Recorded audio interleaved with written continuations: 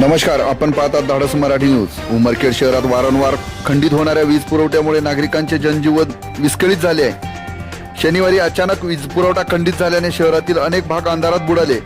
उकाड्यामुळे नागरिकांचे हाल होत असताना महावितरणच्या कारभाराविरोधात संतापाची लाट उसळली आहे। वीज पुरवठा खंडित झाल्यानंतर अनेक नागरिकांनी महावितरण कार्यालय गाठून अधिकाऱ्यांकडे जाब विचारला, मात्र वीज पुरवठा कधी सुरळीत होणार याबाबत स्पष्ट माहिती मिळत नसल्याने नागरिकांमध्ये नाराजी व्यक्त होत आहे।